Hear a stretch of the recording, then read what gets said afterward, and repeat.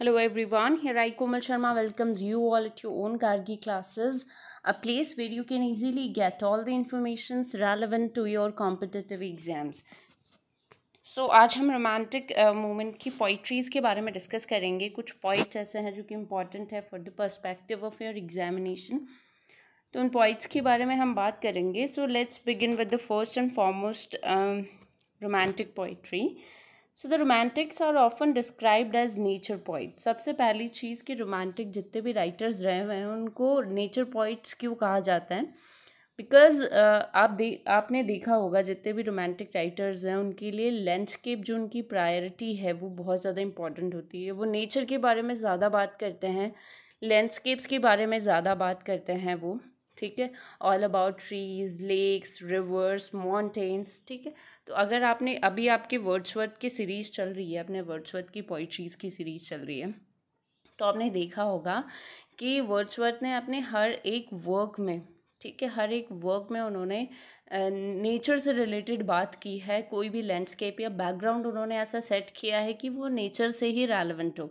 तो इसीलिए जितने भी राइटर्स रहे हुए हैं रोमांटिक एरा के, क्योंकि उनका मेन टारगेट क्या था, मैंने अपने प्रीवियस वीडियो में बताया था कि रोमांटिक राइटर्स का मेन टारगेट क्या रहा हुआ है, या फिर रोमांटिक जो भी रोमांटिक राइटर्स, रोमांटिक लोग पॉलिटिशियंस या फिर कोई भी रहा हुआ, उनका मेन टारगेट यही था कि ह्यूमन बीइंग को दोबारा से नेचर की तरफ मूव ऑन करवाना, ठीक है। तो वो नेचर के बारे में सबसे ज़्यादा बात करते हैं थ्रू आउट देयर वर्क्स, तो इसीलिए उनको क्या बोला जाता है, नेचर पोइट्स, ठीक है। नेचर पोइट्स में सबसे पहला नाम आता है विलियम ब्लेक का, क्योंकि विलियम ब्लेक जो राइटर रहे हैं उन्होंने सबसे पहले ये इनिशिएट किया था कि लोग जो इररिलीजियस हो रहे थे, जो इंडस्ट्रियलाइजेशन की तरफ मूव कर रहे थे, अपने विलेजेस को छोड़ के वो टाउन्स की तरफ जा रहे थे, तो उस सब उनको वापस से विलेज की तरफ लाना, उनको वापस से नेचर की तरफ लाने का एक एफर्ट उन्होंने किया था। So he was an early writer of his kind, and Blake is held in high regard by later critics for his expressiveness। बहुत ज़्यादा एक्सप्रेशन से शो करते हैं, अपनी इनर फीलिंग्स को शो करते हैं इन देयर वर्क, और creativity and for the philosophical and mystical undercurrents within his work. तो इन सारी फिलोसॉफिकल मिस्टिकल चीज़ों की वजह से, एक्सप्रेसिवनेस की वजह से, क्रिएटिविटी की वजह से उनके वर्क्स आगे जाके बहुत ज़्यादा रनाउंड हुए।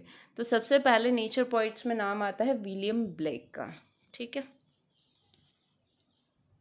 रोमांटिक मूवमेंट की शुरुआत क्यों हुई थी, किस तरीके से हुई थी, क्या क्या कॉजेज़ थे, ये सारे मैं अपने प्रीवियस वीडियोस में डिस्कस कर चुकी हूँ।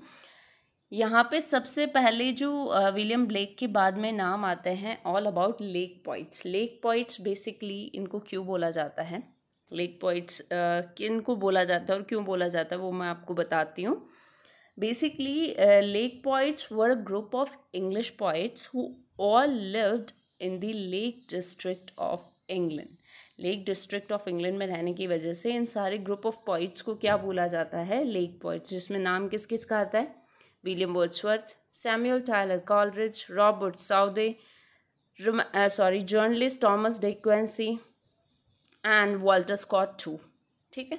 तो ये सारे, इनको लेक पोइट्स क्यों बोला जाता है, क्योंकि ये लेक डिस्ट्रिक्ट ऑफ इंग्लैंड में रहते थे, ठीक है। सो अगर हम इनकी बात करें, so in the very first century of the 19th age a group they follow no single school of thought और लिटरेरी प्रैक्टिस दैन नोन। जैसा कि रोमांटिक राइटर्स थे, उन्होंने एक रिवोल्यूशन शुरू किया था, इवोल्यूशन हुआ था into the field of literature, तो उन्होंने कोई भी ऐसी स्कूल ऑफ थॉट्स को फॉलो नहीं किया था, उनकी सेपरेट ही थॉट्स थे, उनका सेपरेट ही मूवमेंट था, and they were named only to be uniformly disparaged by the Edinburgh review. Edinburgh review उन्हें इनको नाम दिया था all about lake poets, and they are considered part of the romantic movement, ठीक है। तो इस तरीके से आप देख सकते हैं कि इन सारे राइटर्स को लेक पोइट्स क्यों बोला जाता है। The first thing, lake district of England में रहते थे। दूसरी चीज़, वो नेचर के बारे में बात करते थे, लेक्स के बारे में बात करते थे, रिवर्स के बारे में बात करते थे, ठीक है, वाटर फ्लोइंग के बारे में बात करते थे, तो इसीलिए उनको लेक पोइट्स भी बोला जाता है। ऑलराइट, आगे मूव करते हैं। Next, while we talk about the early romantic poets brought a new form of emotionalism and introspection. ठीक है। इमोशनलिज्म एंड इंट्रोस्पेक्शन, ये दो चीज़ें इन लोगों ने मर्ज की थी ड्यूरिंग दिस एरा। तो इमोशनलिज्म मतलब अपनी इनर इमोशंस को एक्सप्रेस करना, एंड इंट्रोस्पेक्शन का मतलब क्या होता है, this is an examination of one's own conscious thoughts and feelings. खुद के कॉन्शियस थॉट्स एंड फीलिंग्स को एग्जामिन करना सबसे पहली चीज़, ठीक है, इंट्रोस्पेक्शन। दूसरा, साइकोलॉजिकली अगर हम इसका डेफिनेशन देखें तो अपने मेंटल स्टेट को ऑब्जर्व करना भी इंट्रोस्पेक्शन होता है। स्पिरिचुअल कॉन्टेक्स्ट को रेफर करना, ठीक है, एग्जामिन करना अपनी सोल को। And introspection is closely related to human self reflection and self discovery. Self reflection या सेल्फ डिस्कवरी को भी क्या बोला जाता है, इंट्रोस्पेक्शन। और ये एक्सटर्नल ऑब्जर्वेशन से जस्ट ऑपोजिट होता है। एक्सटर्नल ऑब्जर्वेशन का मतलब आप समझते होंगे, डेफिनेटली एक्सटर्नल चीज़ों को ऑब्जर्व करना, ठीक है। एंड इंट्रोस्पेक्शन अपनी इंटरनल फीलिंग्स, अपने थॉट्स को, मेंटल स्टेटस को, स्पिरिट को, अपनी सोल को, सेल्फ ह्यूमन रिफ्लेक्शन या सेल्फ डिस्कवरी को हम क्या बोल सकते हैं, इंट्रोस्पेक्शन। तो अपने इंटरनल एग्जामिनेशन और इमोशनलिज्म, ये दोनों चीज़ें इन्होंने इमर्ज की थी, right. And the emergence is marked by the first romantic manifest in English literature, preface to lyrical ballad 1798। 1798 में लिरिकल बैलेड की पब्लिकेशन के साथ ही रोमांटिक मूवमेंट की शुरुआत मानी जाती है, ठीक है। इसके पॉलिटिकल बैकग्राउंड, रिलीजियस बैकग्राउंड मैंने आपसे ऑलरेडी डिस्कस कर रखे हैं, सॉरी।